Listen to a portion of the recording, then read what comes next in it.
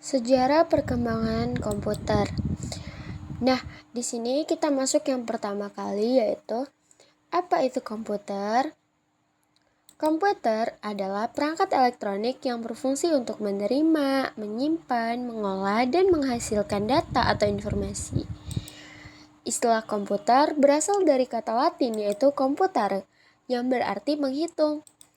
Dalam konteks modern, komputer dapat melakukan berbagai fungsi yang melampaui sekadar perhitungan matematis. Perjalanan komputer dimulai dari mesin-mesin sederhana di masa lalu, hingga kini berkembang jadi teknologi canggih yang tak terpisahkan dari kehidupan sehari-hari. Ikuti perkembangan komputer dari awal kemunculannya hingga visi masa depan yang semakin maju. Yuk kita simak lebih lanjut. Nah, selanjutnya kita masuk kepada komponen utama komputer. Terdiri dari dua komponen nih, yaitu yang pertama, hardware atau perangkat keras.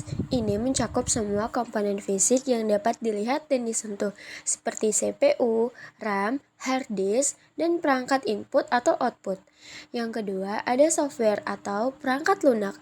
Ini adalah program yang menjalankan instruksi pada hardware, termasuk sistem operasi dan aplikasi. Selanjutnya, kita akan memasuki fungsi daripada komputer. Yang pertama, komputer memiliki berbagai fungsi penting dalam kehidupan sehari-hari, antara lain pemrosesan data, melakukan operasi matematika kompleks, dan memanipulasi data. Yang kedua, penyimpanan data, menyimpan informasi dalam berbagai format.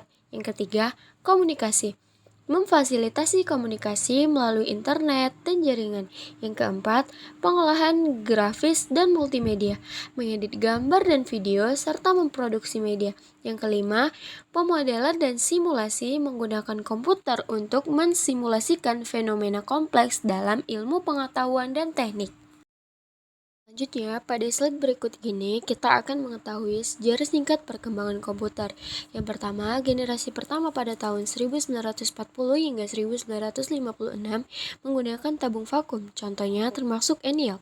Generasi kedua pada tahun 1956 hingga 1964 memperkenalkan transistor, yaitu yang lebih kecil dan efisien. Generasi ketiga pada tahun 1964 hingga 1971 memperkenalkan sirkuit terpadu atau IC. Nah, pada zaman ini penggunaan monitor dan keyboard menjadi lebih umum. Generasi keempat pada tahun 1997 memperkenalkan mikroprosesor, munculnya personal komputer atau PC.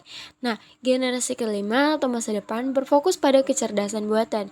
Nah, berikut merupakan sejarah singkat perkembangan komputer.